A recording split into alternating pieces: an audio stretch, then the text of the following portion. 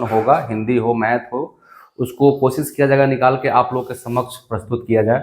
Thumbnail thumbnail देखकर तो आप लोगों को पता चल ही चुका होगा कि क्या पढ़ने वाले हैं हम लोग, क्या देखने वाले हैं।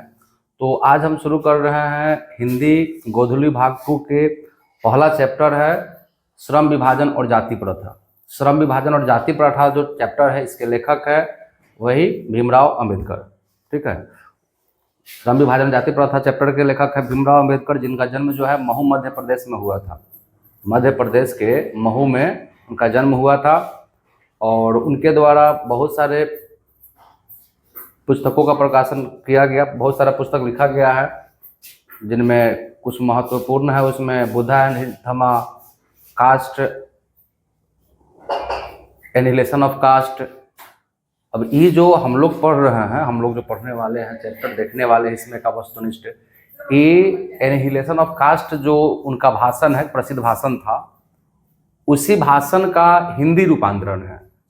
उस भाषण का हिंदी रूपांतरण है और उसका हिंदी रूपांतरण करने वाले हैं ललई सिंह यादव। ललई सिंह यादव द्वारा इस भाषण को हिंदी में कन्वर्ट किया गया है।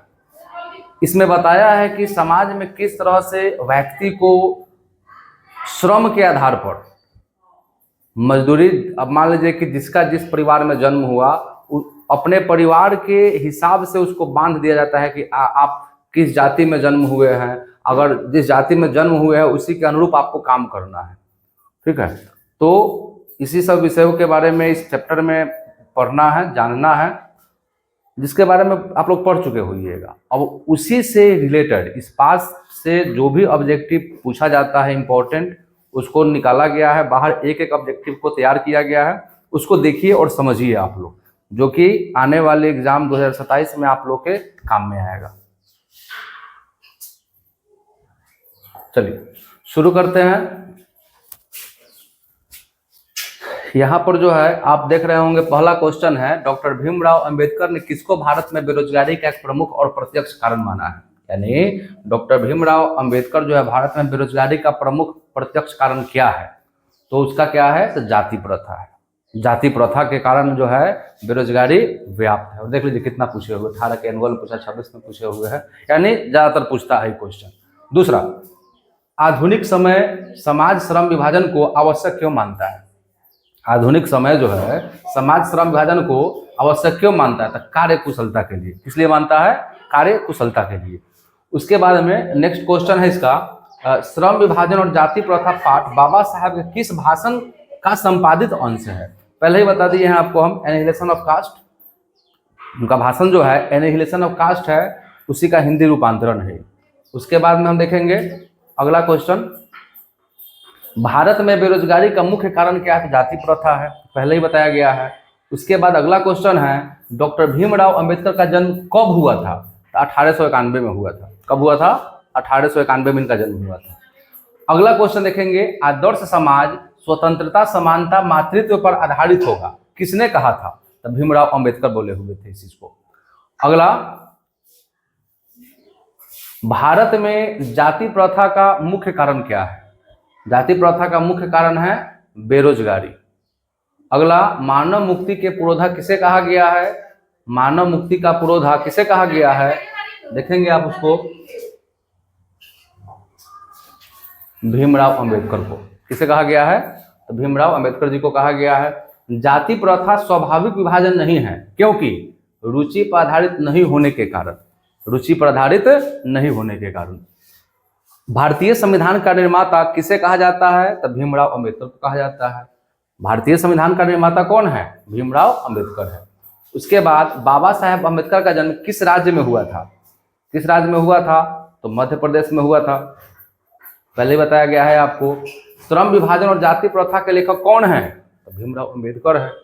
उसके बाद में, बाबा साहेब भीमराव अंबेडकर का जन्म किस परिवार में हुआ था? दलित परिवार में हुआ था। किस परिवार में हुआ था? दलित परिवार में हुआ था। इसलिए दलित परिवार, दलित समाज के जो लोग भी है, इनको अपना देवता मानते हैं।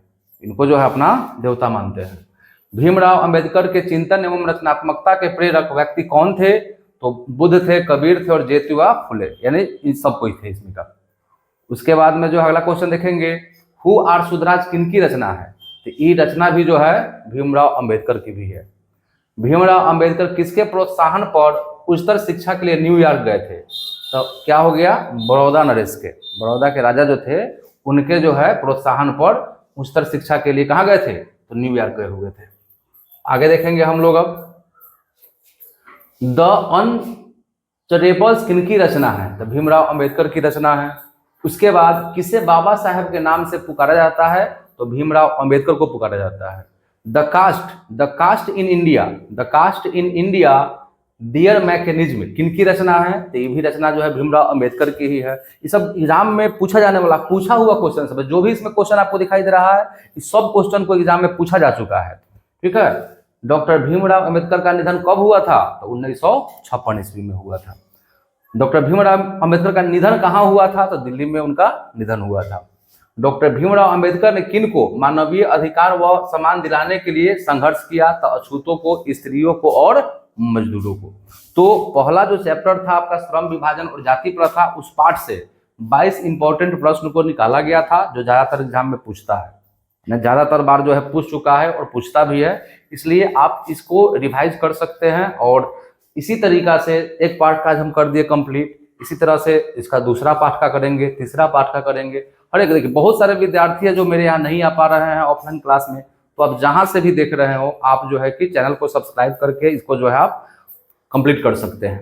यूट्यूब पे भी मिल जाएगा आपको, फेसबुक पे भी मिल जाएगा, इंस्टा पे मिल, जहाँ जिस सोशल साइट पे आप सर्च करेंगे वहाँ पे वीडियो आ जाएगा। आप कहीं से भी इस वीडियो को देखकर आप एग्जाम का तैयारी कर सकते हैं।